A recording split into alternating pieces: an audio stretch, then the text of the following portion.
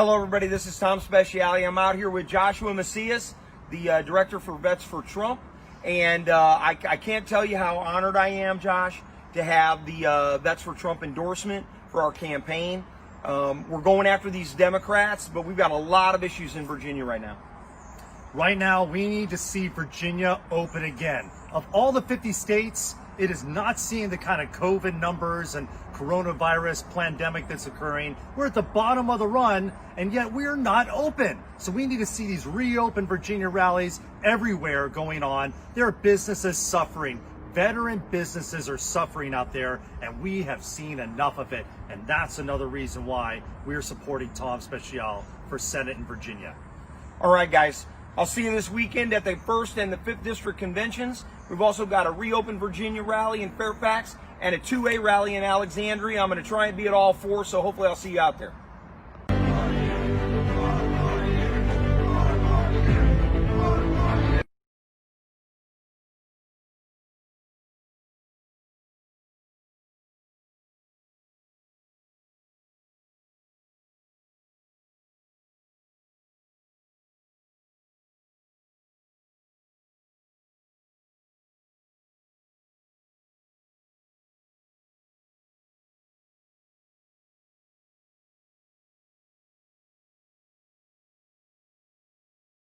nrnplus.com/live and newrightnetwork.com. I'm your host, Frank D'Onofrio, tonight, and we are being sponsored by the Vets for Trump. I'd like to introduce to you my special guest today. His name is Tom Speciale, and Tom, welcome to NRN Plus and the live town hall information rally. How are you today? I'm doing very good, Frank. It's good to see you again.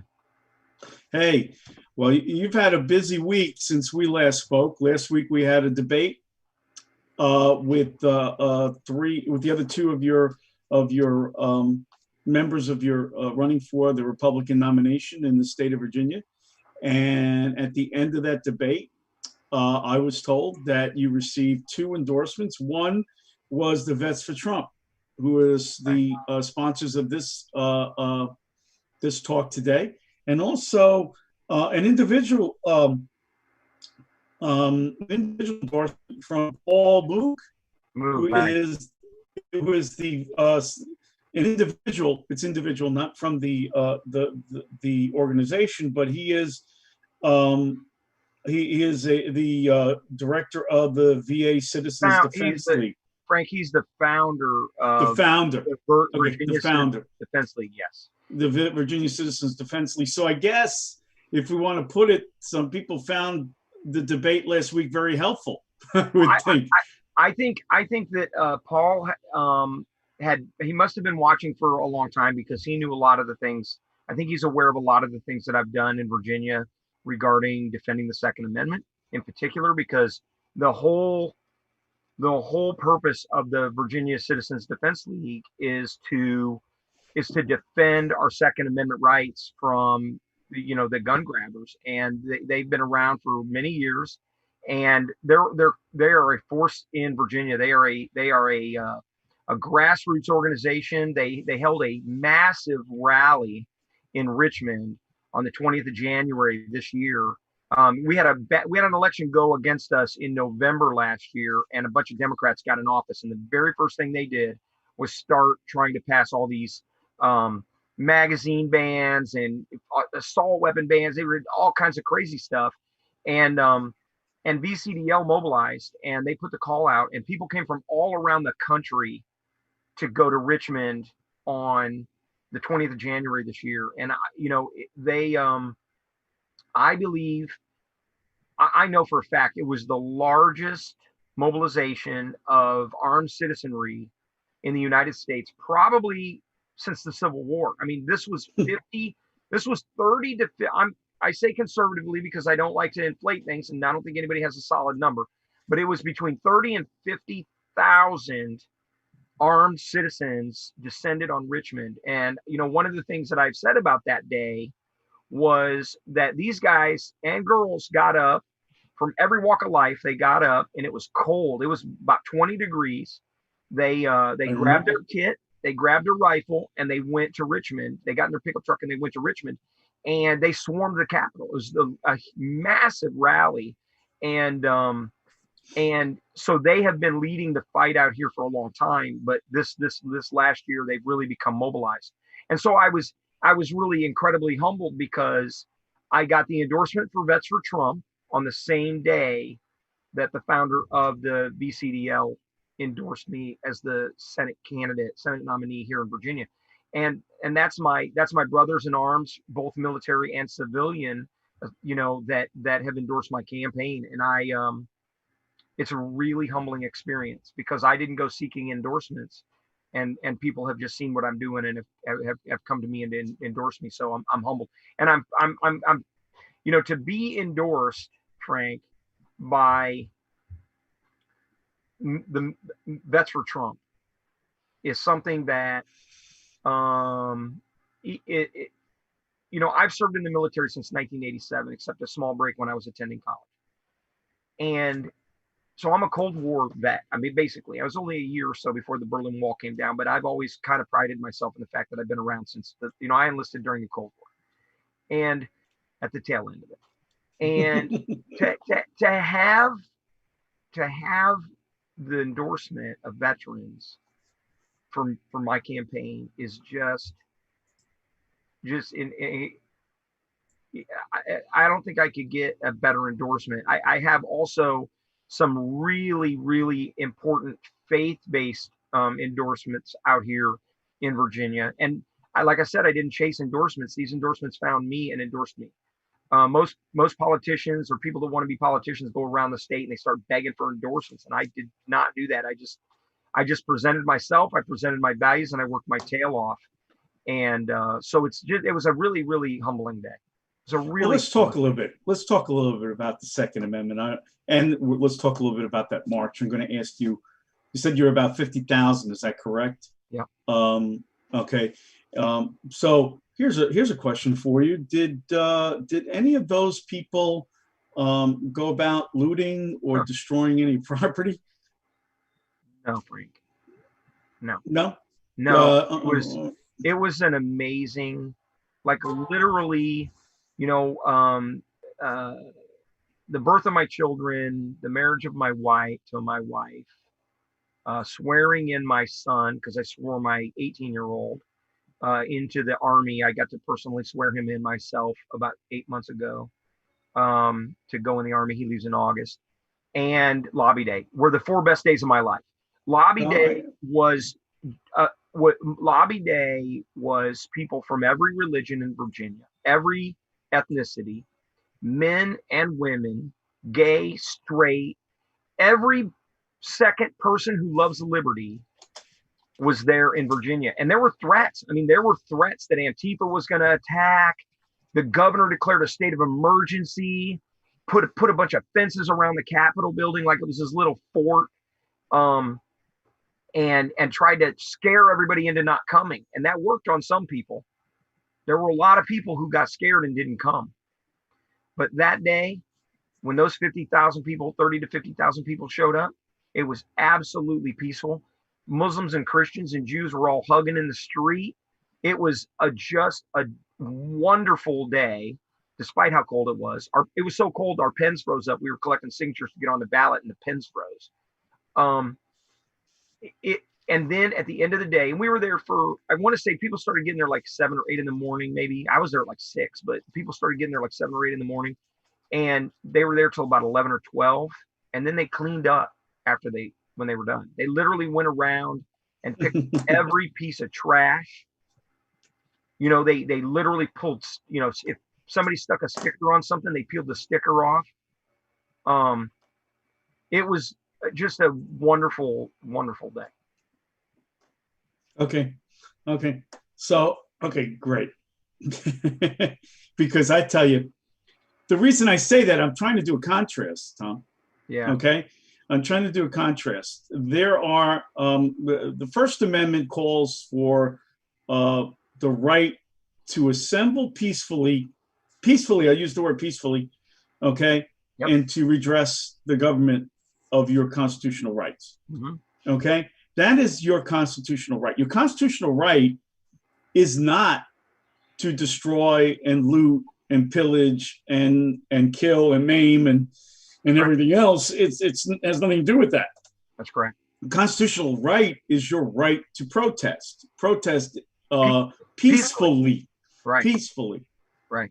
And I have my pocket constitution with me all the time, and my pocket constitution says the word peacefully is in there. Right. And since you're running for the United States Senate, this is an important aspect of what you need to inform your constituency of where you stand.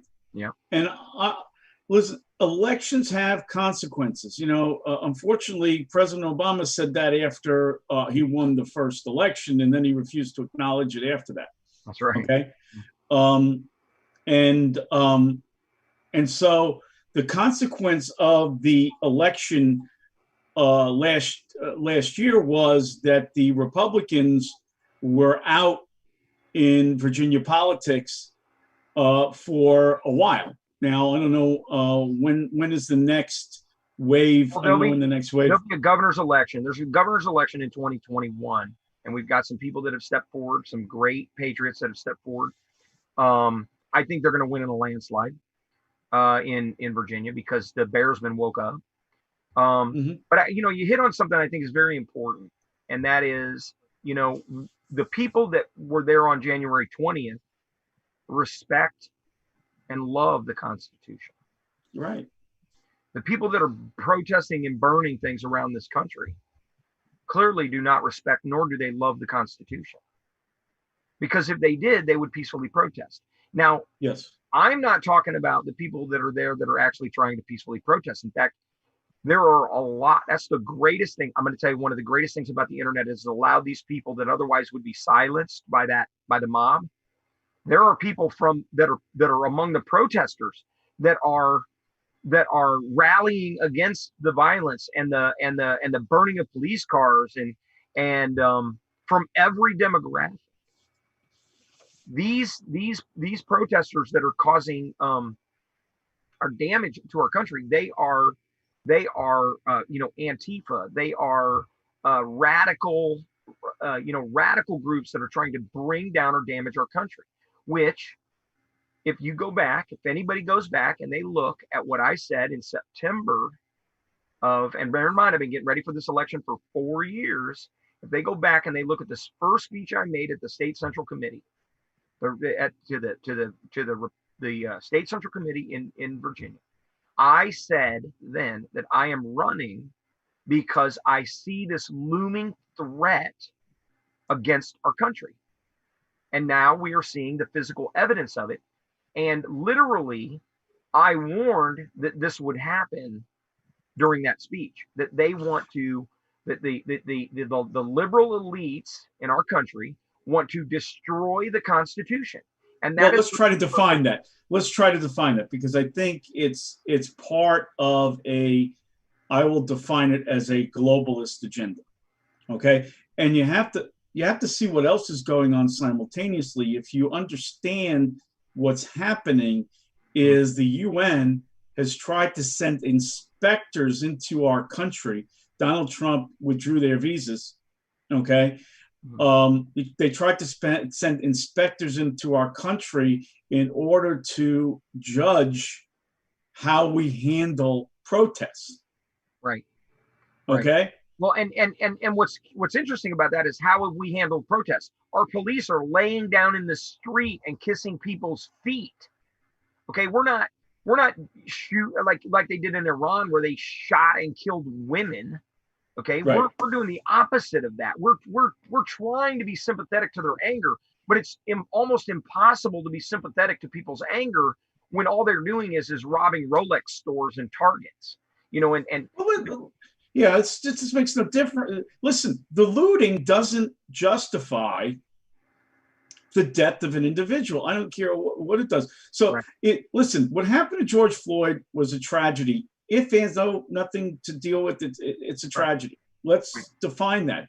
Define what a tragedy is, and something should never happen. That's correct. That's a tragedy. That's correct. Okay? Yeah. Go back, however, to the response to the tragedy is, I don't care what I do, I'm going to now destroy But remember, it's other not people's property to make. not everybody that's there though. No, I get that. A lot of those people go and they just want to protest peacefully, but they get co-opted by these outside instigators because ultimately here is why because Democrats are tolerant of that. And I confronted the Prince William County Board of Supervisors that I laid it right at their feet. I said, this is your fault. You've told them that this is okay.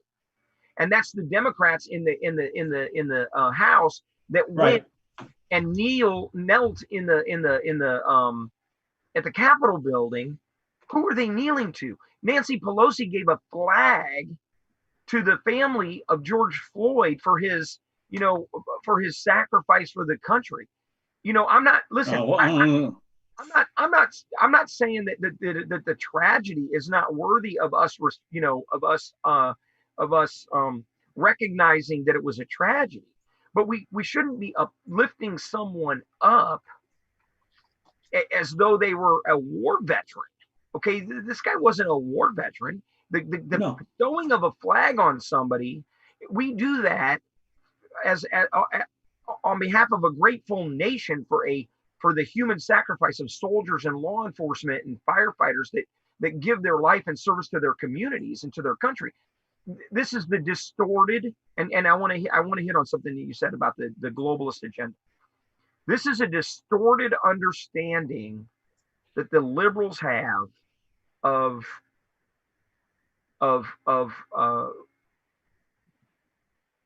honorable life and service. They have a distorted impression of this. I do not believe they equate George Floyd with the death of a soldier. Right. Well, and I serving think, their country. Yep. Because and ultimately it's just a political stunt.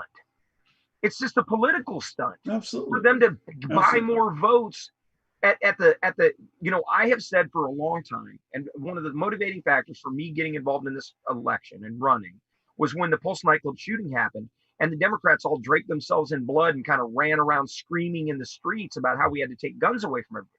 These Democrats, what they do is they take advantage of these deaths to seize power. It's not about, and so the globalist agenda, listen, I do not believe that these people are smart enough to coordinate a global agenda. Okay. However, they all uniformly want the same thing. They want to destroy our country. So they are all working towards the same agenda, employing the same techniques and tactics and the same narratives, but they don't have to coordinate because all they got to do is burn police stations and rant and scream. No. Hold on a second. No, I disagree with you. The coordination is coming from outside.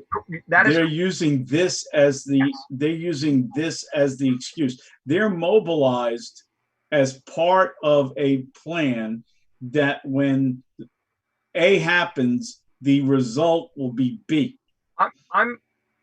Well, and I have said for a long time, I did a bunch of research on terrorism. And one of the things that a lot of people don't understand about terrorist attacks is that terrorists don't plan attacks to happen on a certain date. They wait for a vulnerability and then they seize the vulnerability to carry out something that they have pre-planned. Okay. Yes. And we've got to make that clear because a lot of times people don't understand. They think when you're saying that it's planned, that means that George Floyd's death was planned.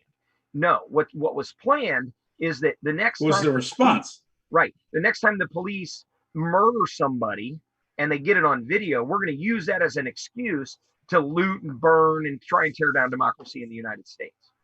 Well, I saw it happening. I think I saw it happening during the Obama administration. I saw the first glimpse of it during the Obama administration when Trayvon Martin was killed by George Zimmerman.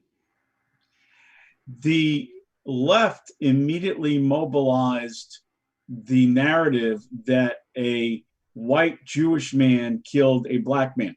Right. Okay, because his name was Zimmerman. So the assumption was, oh, he must be a white Jewish man. And so they mobilized, and the first 24 hours it was a mobilization against a white Jewish guy until they found out that he was Hispanic, Right. and it blew their narrative out the water. And then they had to move to something else. Okay, and it was a quick. I However, don't remember. watch the first 24 hours. Yeah, I don't remember that specific portion of the narrative, but it does. These events are exploited Mm-hmm. by the liberals because that's how they employ terrorism. Not terrorism. They employ fear. Yes. To further erode liberty. Right. They're right. That's Agreed. really what they want to do. They want to use these events to erode liberty. And this is not new. This is doctrinal. This is doctrinal stuff from, going back to the days of the anarchists in the early 1900s of using these kinds of events, take photos, write Yes. papers. Absolutely. It's all been done for many years. But what we didn't, but we haven't done as a country, or as the conservatives as a whole, because I don't think we do this. Conservatives as a whole don't do this. We haven't done is standardized on an agenda. We use large scale items, Second Amendment, right to life, and so on and so forth. But and Newt Gingrich was the first to utilize this, and he was extremely successful. Yeah, it was extremely contra America, and it was successful. And then that's it, And we stopped doing that. And while the Democrats seized on that and said, "Oh, we're going to do that going forward, and we will erode the conservative agenda, and we will not stop." And here's another thing that blows me away. We have, in Virginia, and this is the reason that the Democrats won, we had seats going unopposed by Republicans. Right. How could you not put somebody up against anyone? Well, I talked to the leadership. You want me to tell you why? Why? I talked to the leadership of the Republican Party here in Virginia, and they told me it was the vote. It was the people's fault. It's not the Republican Party's fault, because it's the people's fault for nobody stepping forward in those communities to lead the charge. That's their okay aim. So here's the thing: leadership starts at the top.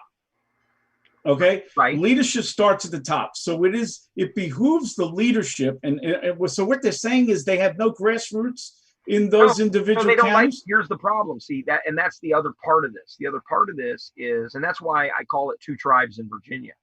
There's this Trump tribe, and then there's the establishment is not a really good word for it, because these people are just people they have institutional knowledge, right? So they're like the people who've been in power for a long time, and here come these grassroots people who just want to kind of in the minds of a lot of these people who will call the establishment, and that's not a negative. No, I get it.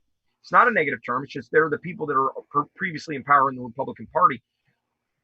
I think that we've got institutional knowledge on the one side, and we've got this passion on the other side. The passion is following in the footsteps of Donald Trump. The other people are looking at that and they're like, "Well, we'll never be in power again if we ever." Right. And so they don't share resources with the grassroots. They don't share the information, the knowledge. They don't help them, and I believe they don't cultivate grassroots leaders. No, because honestly, and I've said this, I've got a friend down in Florida, Greg Musselwhite. Okay, Greg's running against Alcee Hastings, who has terminal cancer, and he may not even make it to election day. Okay, and well, I understand that, but he's running again, so he's a Republican and can't get a single amount of support from the Republican Party in a district running a guy that may not make it to election day. So the bottom line is that how could you not put people up? It makes no sense. And I have a theory about that. My theory is that they're waiting Donald Trump out, okay, until his term is over. If he loses fine if he loses and he leaves in 4 years. That's great too, because they're going to wait him out. Right. And Okay. I agree. And then they'll go back to the way it was before. I believe. I think a lot of them, though, Frank. I think a lot of them really have. There are a lot fewer Never Trumpers now than there were in 2000. Yes, agreed. Okay. So they have But realized. they're still not supporting candidates like you. Yeah, but, it's funny because I actually have gotten a lot of wise counsel from people who would be considered normally part of like that group of people. And they have stepped forward and given me advice and counsel. And they told me, I mean, ultimately the reason I'm on the ballot is because I knew how the party was going to try and keep me from getting on the ballot. Right. I knew how to plan and prepare myself because I had seen what had happened. I studied the previous elections. So I knew what was going to happen. And so I was ahead of them, kind of. Of course, I'm an intel analyst, so I knew how to find out what I needed to know before I started. And it's not that they're the enemy of like the grassroots. It's just that they want to pick who they want, not who they don't want. Not just people like Tom Speciale that are in there, fighting like a junkyard dog, biting heads off of rhinos. Okay, they don't like that guy. They don't like somebody like me because. But Tom, they'd rather lose their constitutional rights. Okay, I don't get it. They'd rather give up their constitutional inalienable rights. Okay, than put a viable candidate in an election. This makes no sense. And the other side of the coin is this. The other side of the coin is that not having or putting people up for election means they're not vetting candidates that should be vetted. All right. They're not going down to the grassroots. They're not going down into the individual districts. And they're not meeting with the districts. They're not cultivating the future. That's correct. That is correct. And it's interesting you say all this because that's exactly what and I haven't really. I can put it out now because we're so close to the primary. But actually, I have in the works right now an organization we're going to call the Virginia 300. The Virginia 300 is going to be a coalition of grassroots organizations under one umbrella that are going to have all of the individual coalition groups. So it'll be like pro-life groups, it'll be pro-family groups, it'll be pro-2A groups, all under one umbrella, so that the Virginia 300 can crowdsource money and resources and mentorship and training to grassroots candidates. And we want to work with the Republican Party. We're not outside the Republican Party. We just want to build a network of organizations across the state that share a value in citizenship and a value, the conservative values that we believe are really the bedrock of Virginia. And then we're going to find our own candidates and we're going to run them. This isn't like another party or anything like that. It's just going to help us cultivate resources and cultivate grassroots candidates so that they're not out in the cold. I know many candidates in 2018 that ran that got absolutely no support. And here's the thing. The reason they didn't get any support is because the big money donors don't give money to the Republican Party because the big money donors don't like Trump. And they know that they would have to give money. They know they'd have to give money to Donald Trump's campaign, and they don't like it. I mean, in the past, I think that's changing. But I think in the past they were real hesitant to give money to grassroots candidates. Well, I'm upset as a conservative. I'm upset at that. I'm upset at that thought process. It makes no sense to me as a dyed-in-the-wool conservative. What does make sense is Donald Trump has taught the Republican Party how to win. Yeah. Okay. He taught Tom Speciale how to win too, because that's how I've been running this race out here. Yeah. I've been in a bare fight with everybody the whole time, and I'm uncompromising about it, and I'm unabashed. I mean, I watched George W. Bush sit there, okay, and take hit after hit after hit, okay, in his presidency, and then he would say, well, it's demeaning and unpresidential to get down to their level. Mm-hmm. No offense. When the Democrat Party hits you and you don't have a response, you're a glutton for punishment, and you get what you deserve. Well, it's like bullies. It's like a bully. Yeah, If you absolutely. if you don't fight back, the bully keeps bullying you. That's Right. why Donald Trump was able to literally, I've been saying for a long time, Donald Trump, one blow at a time, knocked every one of those professional politicians right off the stage Yes. because he was going to punch them where they were weak. Where they were weak, he was going to go after that weakness. And I saw so many of them that just didn't stand up to Donald Trump, because he's like a force of nature. Okay, he's a force of nature. And well, and I'm from the Bronx. I'm from the same neighborhood as Donald Trump. Okay, we're across the bridge from one another. Okay, that's how we listen. No offense, people don't understand it. And John Cummings, who's running against AOC in District 7 in New York, said the same thing. In our neighborhood, Donald Trump talks like us. All right. If you talk to somebody in the neighborhood, they know the best restaurant in the whole planet. Okay, it's the best restaurant in the world. Let me tell you about it. Okay, I know because I've been everywhere. And Donald Trump boasting. Okay, and most of America just doesn't get that. Okay, they don't get it. You're okay? totally right. They don't get it. They don't get that. They don't get, like, I had the best wife in the world, Tom. Right. Okay, she's the best wife in the entire planet. Do you understand that? Okay, and people look at me. You don't have the best wife in the world, Frank. It's the way I speak. Right. Okay. I was taught since a kid to grow up. It's like super pride in your neighborhood, right? Absolutely. It's like I'm not going to let anybody talk smack about my wife or my neighbor. Absolutely. Nobody has a better restaurant than me. Yeah. Well, I'll tell you, the worst thing to do, you can ask my wife, Tom, okay? You can get into a fight with me. You can have a discussion with me, but don't ever, and and this always happens when people call at home and do something, don't ever make my wife cry. If I come home and she's crying because of a telephone call, forget it. You are dead meat, okay? You better wish you weren't born, okay? By the time I get through with you, I will dissect you and spit you out for lunch, okay? Right. And that's Donald Trump, okay? Do not hit him. Listen, once Marco Rubio went to some, lengths to insult Donald Trump, that was it. He was little Marco, okay? Donald Trump found the spot that hurt Marco Rubio. That's Donald Trump, okay? And if the rest of America doesn't get that plan, okay, then we're bound to lose election after election after election after election after he's done. I looked really closely at Donald Trump's campaign and how he was able to defeat both the Republican and the Democrat establishment. I mean, bottom line, I studied everything he did. I went back and I looked at his speeches. I looked at where he got applause. I looked at how he delivered a punchline.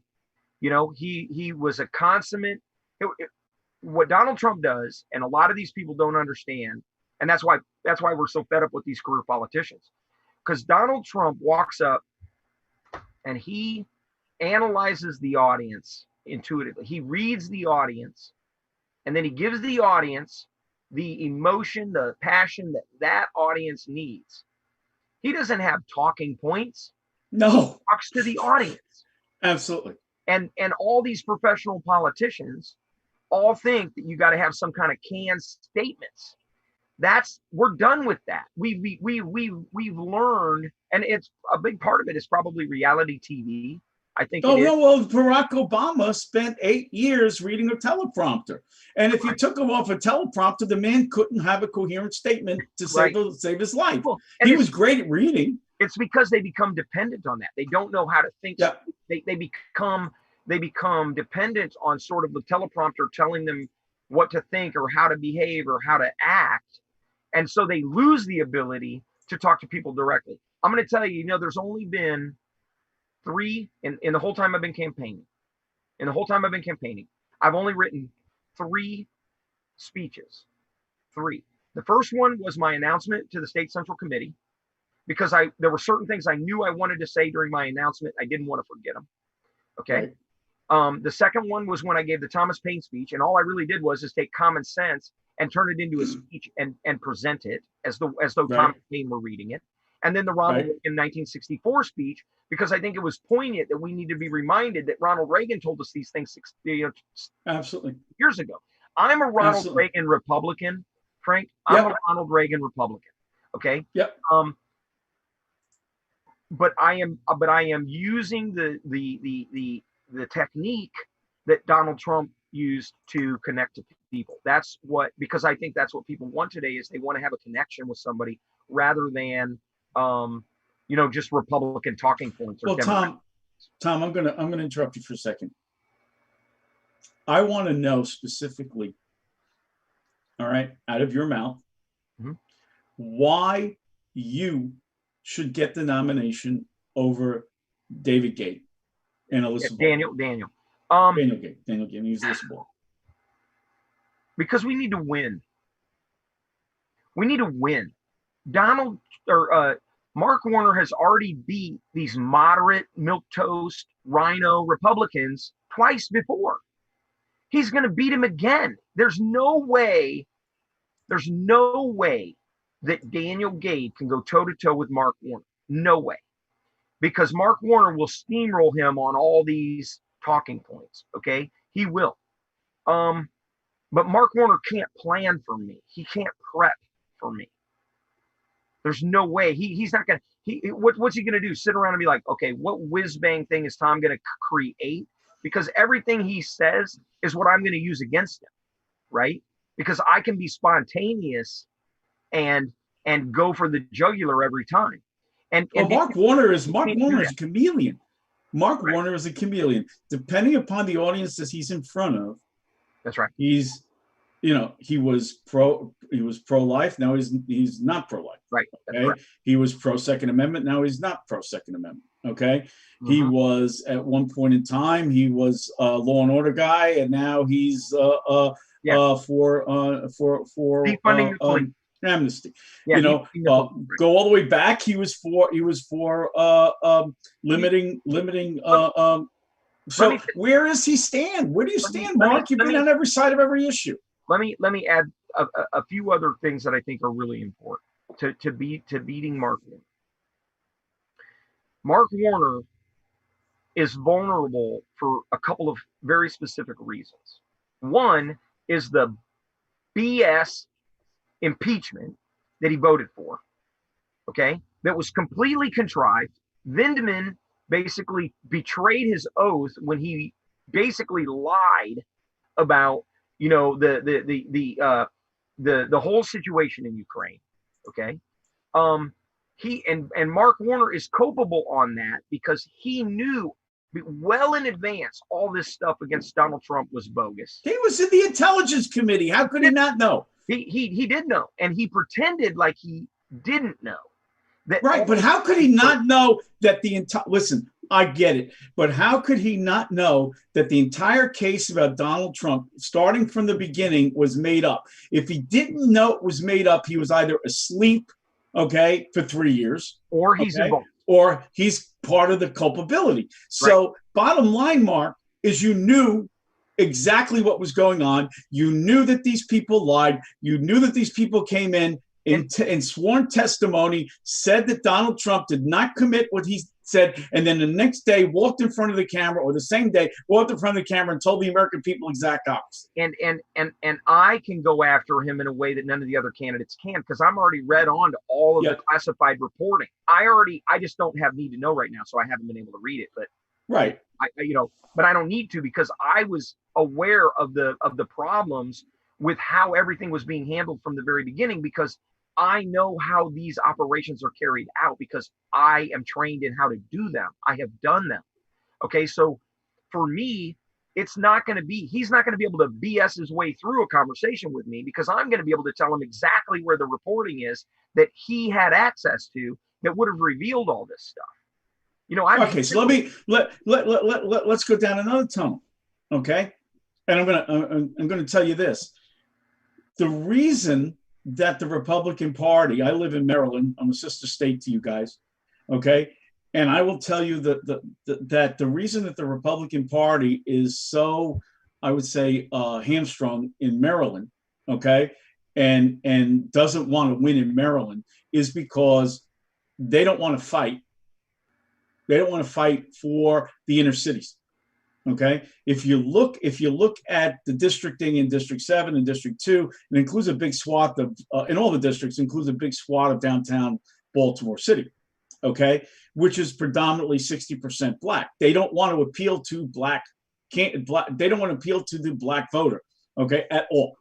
Okay, well, they don't want to confront. They don't want to look. I'm going to tell you. I've been giving them. Listen, I've been giving them everything they need to know at this point to take these guys out.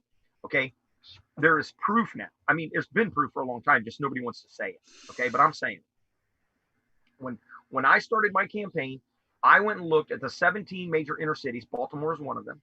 The 17 major inner cities, and I looked at the crime in those 17 major inner cities. 90% of the homicides that occur in the entire United States, the actual homicides, not the inflated numbers that the cats throw around, actual homicides, 90% of them occur in the same 17 cities in the United States. Right. They have Baltimore, Richmond, go down the list. St. Louis, East St. Louis, Detroit, Flint, Michigan, LA, San Diego. But here's the thing. It's not the whole city. No. It's not the whole city. It's 17 neighborhoods. Right. I get it. That's a solvable problem. But these neighborhoods have a lot of problems.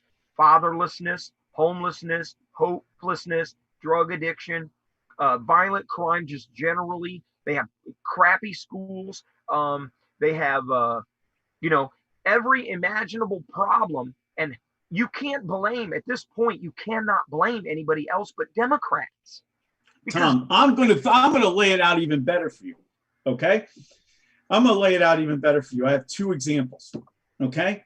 In 2018, all right, Kim Classic, who's running for District 7 in Maryland, okay, did a video which put her on the map, and that video was what's happening in West Baltimore. And during her tour of West Baltimore, she showed the burned out buildings and so on and so forth, and interviewed people in the streets. And one of the people who was a black a constituent in there says, Elijah Cummings is doing nothing for us. We live in a rat-infested hellhole. Right. Okay. Yeah, I remember. All right. And this was on the video. Yeah. All right. The next week, Elijah Cummings is looking for Donald Trump's tax returns, right, as if they're going to tell him something that the IRS hasn't told him in 50 years. Right. Okay. Right. Because obviously, he's never been audited by the IRS. He's probably the most consistently audited individual. And if he had committed any wrongdoing, he would have gotten dinged for it. They would have found it. All right. So let's throw that out for a second. But he wants to see the tax returns. And Donald Trump's response was, why are you worried about my tax returns? Why don't you worry about your rat-infested city? All right. Now, there's a little bit behind that rat-infested city conversation that's built in there. Sure, but they blame him. They make him racist because he said something that a guy said. That's correct. He said the truth. Okay? He said the truth. And here's on top of that. Okay? On top of that, let's lay it all out on the table now. All right? $16.7 billion was given to District 7, which is West Baltimore, in 2018. Right. All right? Right. What got lost in the Donald Trump racist conversation was what happened to the $16.7 billion. Right. I talked to investors and I said, listen, I'm going to ask you a question. If you had 9 miles, if I gave you 9 miles and gave you $16.7 billion, what would it look like at the end of a year? And I was told it would look like the Star Wars city. Yeah. Oh, yeah. Okay. Oh, yeah. Go down to District 7, and I dare you to find one building built, one investment, one program that was done in that district. I'll throw that even one further. There's a woman running for mayor of Baltimore. Her name is Zuleika Bazemore. She was a Republican, okay, and a good friend of mine. She presented a plan to Mayor Pugh to revitalize Baltimore. Actually, she presented a plan. Mayor Pugh took the plan and asked Zuleika if she could take it. Zuleika was unaffiliated at the time with the parties, and she said, "Sure, take it." Okay, Mayor Pugh just delivered that report to Secretary Ben Carson, who adored it. It was perfect, exactly what he wanted to do. He allocated $34 million to Mayor Pugh, okay, for the city of Baltimore. You want to know what happened to that money? You probably didn't know this. I have no idea. So $4 million was spent on some program that got dissipated, and Mayor Pugh wrote a $30 million check to a not-for-profit and handed that check over to a not-for-profit. That money is never to be seen again. The corruption in Baltimore City is so bad, right? Okay, that the money just disappears. And I'll tell you one other thing. Look at our roads and bridges and tunnels and go back 8 years ago when Joe Biden ran the $1 trillion, okay, shovel-ready jobs program. Right. We still have the same bridges, tunnels, and roads that are dilapidated. You know what? One of the things I always think about with regard to this particular issue is we sort of water down and we make it like a national problem, right? We say America has a gun violence problem, or we say America has a fatherlessness problem, or here America. No, it's not all of America. It's very specific localities. Yes. But they don't want those, Tom. They don't want those localities. That is correct. They do not. They don't want that. That's correct. Because if they did that, if these Democrats had actual nerve to go in there and actually change things, they would do it. But they want the fatherlessness. Democrats again. And right. That's why the walkaway movement is so big. That is why, because I believe these communities are starting to wake up. I do. I believe they are starting to wake up. That's why you have all these people on social media that are saying, don't burn our city, that are like among the protesters. They're angry about George Floyd, but they're like, don't burn the city.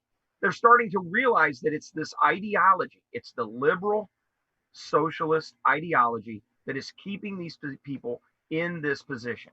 And that is the threat that I identified in 2016. It is the reason that I am running for U.S. Senate, because I want to take these conversations into the U.S. Senate, and I want to make people accountable to this problem instead of just Tom, keep kicking the can down the road. Tom, we don't have much time left.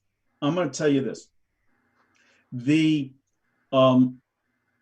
Democrats have come to the people, and they said to us a number of times over the last 10 years, give us your guns, hand over your guns to us, we will protect you. Right. All right. And then George Floyd happens. And now we want to defund the police. We want to take the police out. We want to not do policing. Wait a minute. Right. I thought you said you were going to protect me. Right. In Seattle, where the Antifa has, or Chaz, whatever you want to call them, have built a stronghold, okay, it will take 15 minutes for someone to get to you. By that time, you're dead. Right. All right.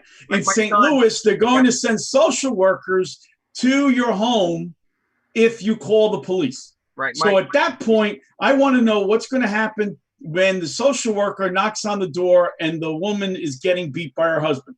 What's going to happen? Okay. Right. Where's the protection? My son came to me about a week ago, maybe a little over a week ago. All the days are running together right now, but it's about a week ago. My 18-year-old son comes to me and he says, Dad, so tell me.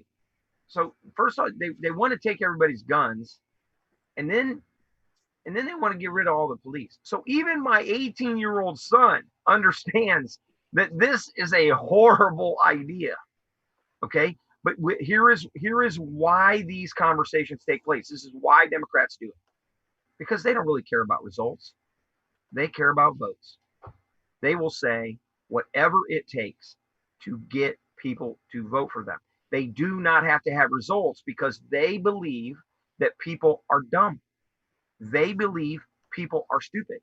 Well, they spent 30 years. Dumbing down the education system. Obviously, That's I mean, they created drones for people. They create drones for people out there, and they will say what they will. And I'm going to say one other thing. We have an entire bunch of people, okay, that are living on, I don't know if you know who this person is. His name is Howard Zinn, okay? Howard Zinn, about 35 years ago, wrote a book called The History of the American People, in which he demonized every single American hero going back to Columbus and said they're all racist. Right. Okay? They're all racist. Right. Okay? Notwithstanding that he lied in the book, and there are examples, pure lies that he took Columbus's words out of context and people's words out of context. He took every American hero and created the narrative that the entire United States was built on a racist platform. That's the narrative. Right. Since that point in time, it satisfies their goal. Right. It does. Right. And since that time, we have been teaching that agenda to our children, not the agenda that I grew up with, that the United States is a just nation, that we may not be perfect. Dang, we're not perfect. But every time we get it wrong, we go back to the drawing board and try to make it right. And that's the beauty of the Constitution of the United States, is that we can keep going back to the drawing board, and we have people that will help us. Let me break it down. Let me break it down for you this way. This I think is I guess it's my answer to these problems. My book, I wrote my autobiography, and I didn't have a title for it when I wrote it. I just wrote it, and then I tried to figure out a title later. And I came up with the title Faith, Family, and Fortitude. If you have faith in a higher power, and you believe that there is a purpose in your life, okay, then you are you hold yourself accountable to this higher purpose, right? On an individual basis, right? Family is about giving you the tools in your tool bag to be successful in the world, right? And fortitude is about being resilient. So in other words, when you come up against obstacles, you don't see them as obstacles, you see them as opportunities to make you stronger and better, right? So what the Democrats have done is they have dismantled faith, they have destroyed family, and they have eradicated resiliency. They have basically made people dependent. So what the Democrats want is faithless, familylessness, and they want dependency. And if you look at these communities, that is exactly what they've achieved in these 17 neighborhoods, in these 17 inner cities, and really in inner cities to one degree or another all around the country. They just don't have the highest homicide rates. So it's really those three things are what America needs to be successful. And if you look at Donald Trump, and you look at what faith, family, and fortitude. I'm gonna throw you a curveball. Yesterday, I grew up a fan of the Boss, Bruce Springsteen. Mm-hmm. Okay. I know the Boss. Okay. Yesterday, okay, he was interviewed, and my article will come out tomorrow on newrightnetwork.com. Mm-hmm. Okay. And he said to President Trump to show some consideration and care for your countrymen and your country, put on an effing mask. Right. Okay. And I have a message for Mr. Springsteen. You're no longer relevant, Bruce. The Boss is no longer relevant in today's world. No one puts a value on your ignorant personal opinion. Okay. The mask has been proven to be ineffective and illegitimate. It's designed to destroy our dignity. Yeah. We're going out into the world, and that is the symbol of the left to oppress all of us. So leave running the country to somebody who knows and who has done a better job than any of his predecessors, and be quiet. You have a right to say what you want to say, but you are totally irrelevant today. That's the first message I want to say. The second message is that what we are trying to do is we are trying to create a globalist society, okay, where we are carving factions of people and telling them that they are oppressed so that they can be militarized and march as a mob on our streets and cause trouble, okay? Right. Because they will destroy whatever because they are faithless, okay? Yeah. They have no fortitude because they're getting their money either from George Soros or from the government, right. Okay? And everything is promoted by an agenda to destroy. Yeah. If you are not in this world to create, my suggestion is get out of the way and let people who want to create, because I grew up a poor kid in the Bronx. All right. I grew up, my friend John Cummings, who's running for District 7 in New York, is running against AOC. He grew up a poor kid in the Bronx. He was the guy I shared a locker to in the first day of school. We introduced one another, and he's a man of integrity. Do not tell me that I don't know what being poor is about. Right, right. Do not tell me that I can't pull myself, that I didn't pull myself up by whatever I had. AOC says you can't pull yourself up by your bootstraps, so I won't say that. Okay. Don't tell me that I didn't do it, that somebody else did it for me. Okay, as the Democrats try to tell you. Well, Mark, it didn't happen Frank, that way. Frank, I've been saying from the very beginning that the Democrats want people to believe that they can't do it on their own. They have psychologically crippled them. Yes. They have made it so that these people actually believe that they cannot be successful without somebody else's help. Absolutely. And that Absolutely. is a complete and utter, that is completely antithetical to everything that conservatives believe. Is that I don't care what color your skin is. I don't care where you're from, what neighborhood, where you grew up. If you're willing to put in the work, you can be successful. But they have stripped them of their ability to even believe in themselves to this point. And that is something that ultimately I'm hoping my narrative, my message will resonate at that level to give people back some faith, restore some of the family, and ultimately to give them back some fortitude and some resilience. Well, since you're from Virginia, Tom, they are, what's occurred over the last 30 years is they're peddling this fictitious theory that our founders were inherently evil men, even though slavery only was in 4 of the 13 states, but that's neither here nor there. Okay. And that justifies their claim to the illegitimacy of all of our freedoms. And among them, they're moving to dismiss our basic rights. It's a completely false narrative. It's a false narrative because some founders practiced slave ownership, their motives, and all that they did is suspect. But I'm going to ask you, therefore, the genius of Thomas Jefferson and the wisdom of George Washington are no longer lauded by anybody on the left in this country, and our entire history is now deemed illegitimate. And then we wonder why their statues are being defaced and destroyed by angry mobs. Right. Well, I mean, most of these angry mobs don't even know who those people are. No, they don't. They've never studied history, and they don't know what these men talked about. And I will tell you this, that if Thomas Jefferson could have eradicated slavery, he would have, but that was the only way to win independence. Well, it was the only way to preserve a union. I mean, ultimately, there's a great book called The Founding Brothers that people should read, and it's based on the letters that were written back and forth between Thomas Jefferson and John Adams, and they were, even from the very beginning, they knew that they had to have these kind of compromises in order to have a country. Otherwise, we would have ended up, more like Europe and all fractured and at war with each other, and they wanted something. Well, that's where we're heading. Unfortunately, if we don't right the ship, that's where we're heading right now. Because nobody wants to compromise. No offense, but nobody wants to compromise. There's a party in Virginia that you guys have that's out there that will not compromise on any issue. Right. If it's not, I think it's the Libertarian group or whatever. I met them at CPAC, and I said, guys, you can't win unless you start compromising. Oh, we won't compromise. Well, here's the thing. The one thing there's something. We can compromise on things as long as it doesn't involve our liberty or our constitutional rights. Absolutely. Those are the things that they really want us to compromise on, Frank. That's why we cannot compromise our liberty. We cannot compromise our freedom, and we cannot compromise on a universal opportunity. Everybody has to have the same opportunity. We're an imperfect society. With anything built by humans is going to be naturally imperfect. But we are working every single day to make it more and more perfect. And that's the wonder of, I think, that the founding fathers that they created. I really do believe that. I think that it was meant to open the valve as wide as possible, and then it was up to the individual to be successful, because there were very few boundaries on the individual, and the boundaries were about the government. They weren't about individual success. They were about the government interfering in our individual opportunity.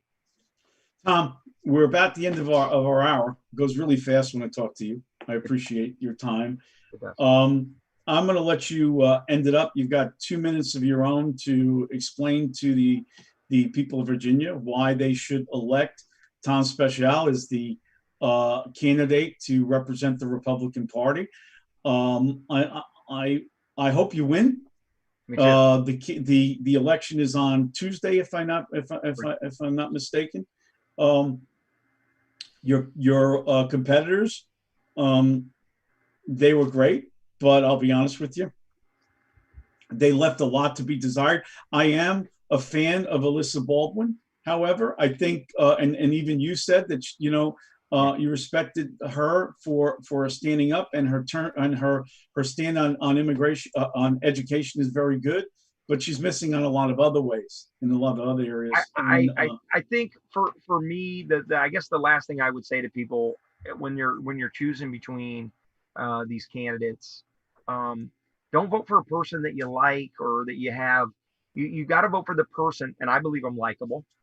I don't. I think I'm likable, but look at who can beat Mark Warner. It's Yes. That's the real essence of what we're not fighting among each other, except for the chance to maybe defeat Mark Warner. But I'm the guy who can beat him.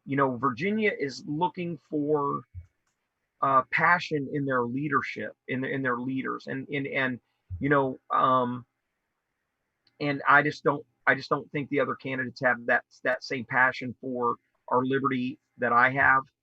They absolutely love liberty and they love the Constitution, but I have what it's going to take this guy on in a way that no other candidate can. I'm going to make this guy so uncomfortable on the debate stage, he's going to want to get up and leave. Okay. Because he isn't going to be able to anticipate. He's not going to be able to prepare for me. And I think he's well prepared to beat. One of the things I've said over and over again is the reason we have 2 Democrat senators in Virginia is because all too often we run these moderate candidates, and the conservative voter can't see a difference between the moderate candidate and Mark Warner, so they just don't show. But there's going to be a difference. I want to be Trump's champion in Virginia. I want to carry the banner that Trump is carrying. I want to be his shield and sword man in Virginia, and I will do that. And I will do it in a way that will allow us to be victorious in November and put a red senator back in and represent Virginia values in Washington, D.C. I can do that. Well, the elections, if you look at the history for senator in this state, in your state, have been very close. They've not been won by a landslide. They've been won maybe 9%, 8%, 10%. Okay. So the issue is, how do we get you to the finish line? Right. And I believe you have the recipe. You're not going to run a candidacy that is wishy-washy. It's going to be on issues that Republicans care about. And since Donald Trump is going to be on the ballot with you, correct, it's a prime example of you getting your message out there and differentiating yourself from the chameleon, that's right, Warner. That's right. And that's pretty much it. Warner will take whatever sides necessary, and he's moving left and right. And now it's a matter of you taking a strong stand, putting 2 feet on the ground, and getting going. And that's the area I think that you differentiate from your competitors, is that right, you know where you stand on the issues. That's right. I'm not sure that bend. they have crafted it. Bend. Yeah. Okay, I'm not sure they crafted it. And that's I'm not going to bend. I've been getting ready for 4 years to win this race against Mark Warner, and I'm not going to bend. I agree. All right. So I thank you for this hour. It's been a wonderful hour to spend with you. It's fabulous. I am proud to interview you today. This is the 3rd time we've spoken.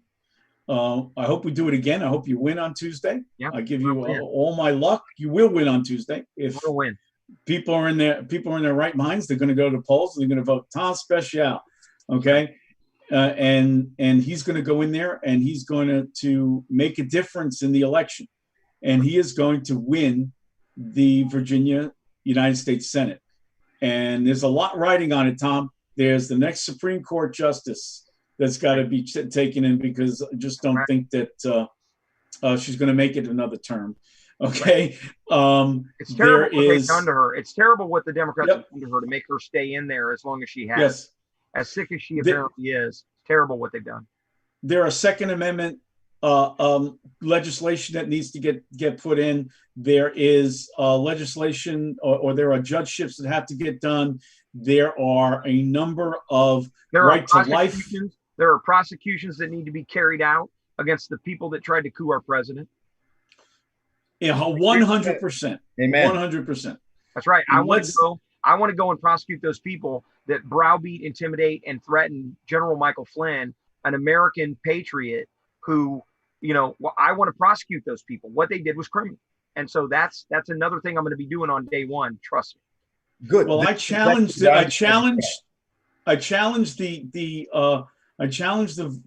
voters in Virginia to do the following thing. Take a look at the money and the influence that Emmett Smith has, who is presiding over General Flynn, and the money that he has taken out of Howard University. I would say stolen, okay, out of Howard University, okay, with Congressman Elijah Cummings. Investigate that, and let's see where it takes us. All right? Okay. Because let me explain something to you.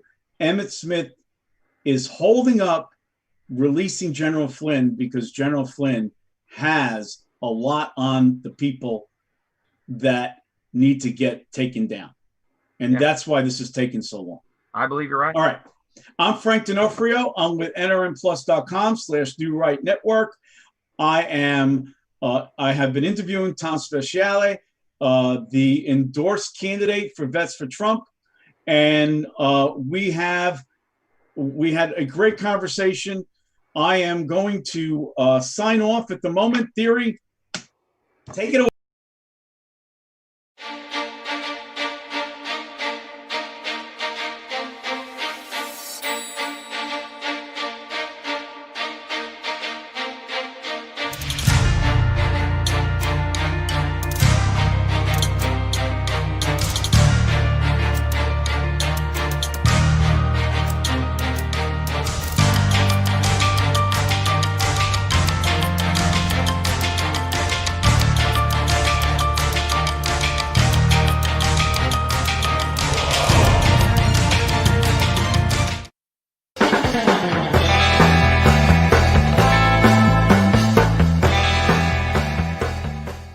Hello, everybody. This is Tom Speciale. I'm out here with Joshua Macias, the director for Vets for Trump. And I can't tell you how honored I am, Josh, to have the Vets for Trump endorsement for our campaign. We're going after these Democrats, but we've got a lot of issues in Virginia right now. Right now, we need to see Virginia open again. Of all the 50 states, it is not seeing the kind of COVID numbers and coronavirus pandemic that's occurring. We're at the bottom of the run, and yet we're not open. So we need to see these reopen Virginia rallies everywhere going on. There are businesses suffering. Veteran businesses are suffering out there, and we have seen enough of it. And that's another reason why we're supporting Tom Speciale for Senate in Virginia. All right, guys. I'll see you this weekend at the 1st and the 5th District Conventions. We've also got a Reopen Virginia rally in Fairfax and a 2A rally in Alexandria. I'm going to try and be at all four, so hopefully I'll see you out there.